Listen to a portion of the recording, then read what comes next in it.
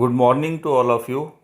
My dear students, on the basis of our discussion on the topic of meaning and concept of principles of natural justice, we can say that the two rules, the rule against bias and the rule of audi alteram partem, are fundamental to administrative process and to the administrative law as well.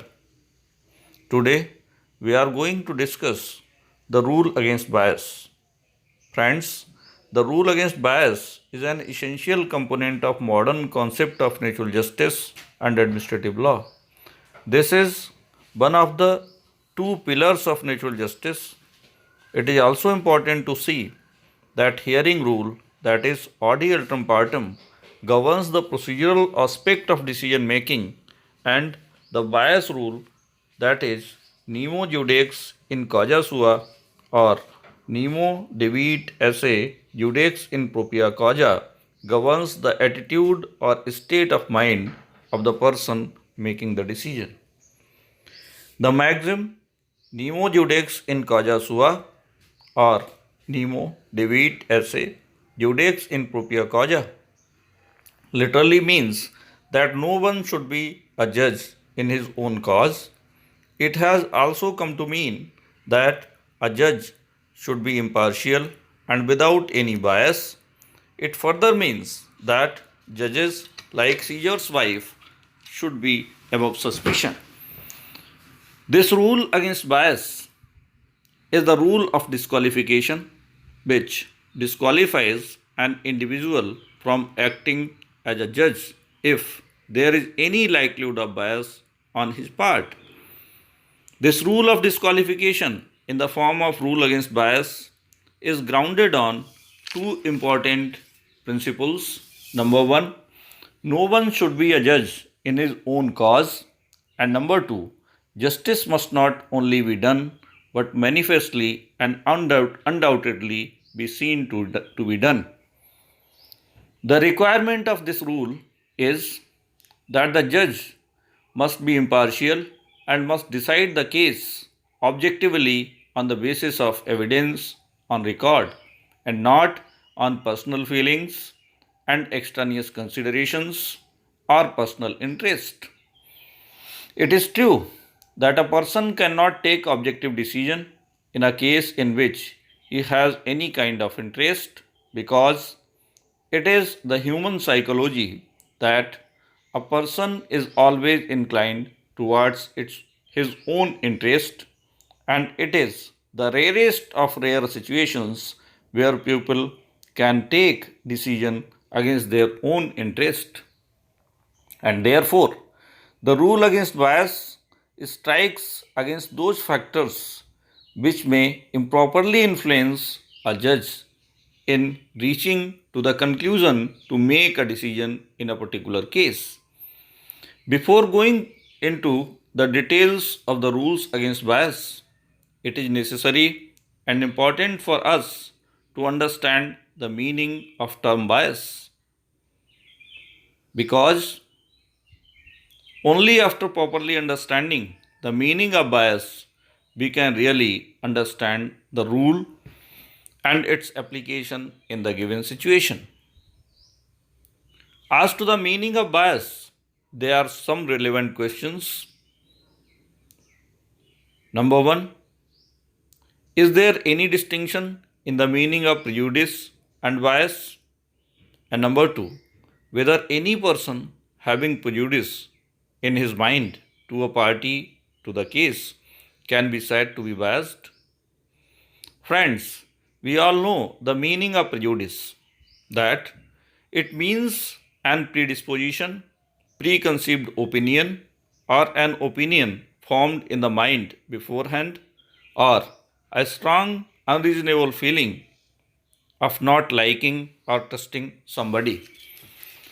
It seems that unless and until this prejudice is effectuated or operated into the decision, it cannot result into bias.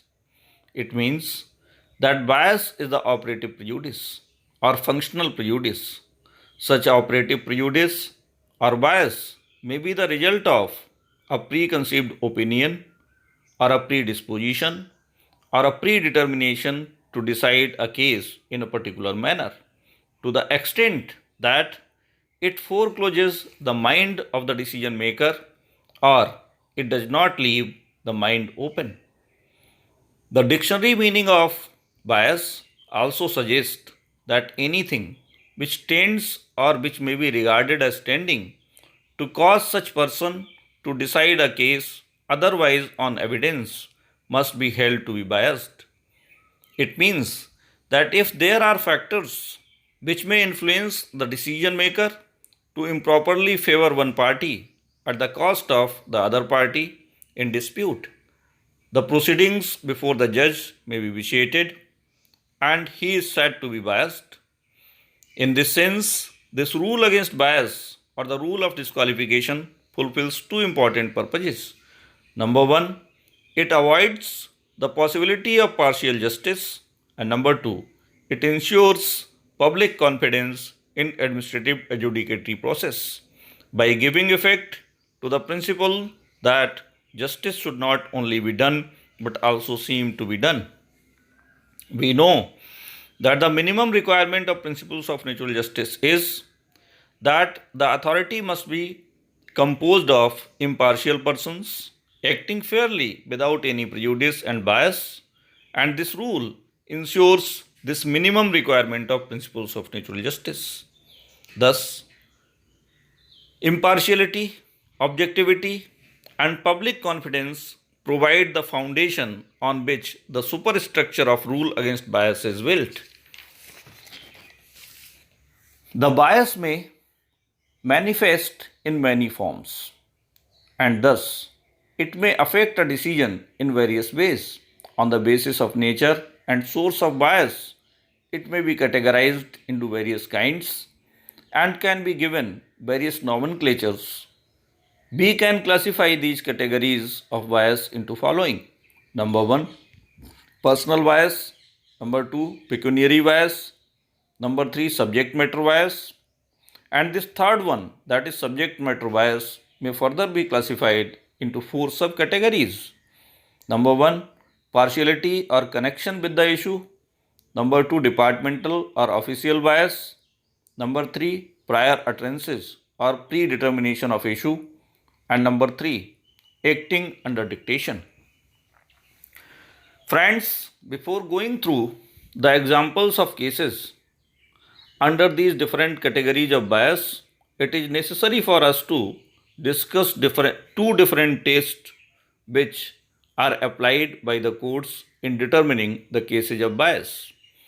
When we will carefully observe and study the cases of bias decided by Indian courts, we will find two different approaches being adopted by the courts in dealing with the two different sets of cases of bias. That is, one including the cases of personal and pecuniary bias, and the other one including different subcategories of subject matter bias, mainly the departmental bias or official bias or policy bias. We know that rule against bias ensures fair procedure by excluding or disqualifying decision makers who are tainted by bias. We also know that under this rule of disqualification, actual bias, that is, certain interest, whether personal or financial, can automatically disqualify a decision maker. But at times, in cases not involving actual bias or automatic disqualification, the issue revolves around apparent bias, and it becomes difficult to read the mind of the decision maker to conclude that the interest in a certain matter was sufficient to disqualify him from making the decision. On the basis of apparent bias, the courts have developed two tests to decide if a decision maker's interest in a matter is sufficient to amount to bias and to disqualify him. These two tests are: number 1, reasonable suspicion of bias test, and number 2, real likelihood of bias test. The reasonable suspicion of bias test is founded on the famous dictum of Lord Hewart that justice should not only be done but manifestly and undoubtedly be seen to be done. The test looks for the mere possibility of bias and focuses on outward consideration that whether the fair minded and informed observer would conclude that there was a possibility of bias. What the court is to see is whether there is reasonable ground for believing that the deciding officer was likely to have been biased. In the case of G.N. Nayak versus Goa University, decided in 2002, the Supreme Court of India observes that in deciding the question of bias, judges have to take into consideration the human possibility and the ordinary course of human conduct. But at the same time, it is also important for the courts to be very cautious and careful in applying this test, and in this regard, the Indian Apex Court opines that the apprehension must be judged from a healthy, reasonable, and average point of view, and not mere apprehension and vague suspicion of whimsical, capricious, and unreasonable people. Therefore, when a court applies the test of reasonable suspicion to decide a given case, it must see only outward consideration, that is, the apprehension in the minds of reasonable people of the society that there is likelihood of possibility of bias. The second test, that is the real likelihood of bias test, focuses on the court's own assessment of the situation rather than public perception of it. It requires probability rather than possibility of bias. S.W.R. Wade and Forsyth, in their book Administrative Law, states that the test of real likelihood of bias asks whether the facts as seen from the perspective of the court would give rise to a real likelihood of bias. According to the observation of Lord Bingham, M.R., during deciding the case R versus Inner West London Corner, despite the appearance of bias, the court is able to examine all the relevant material and satisfy itself that there was no danger of the alleged bias, having in fact caused justice. The impugned decision will be allowed to stand.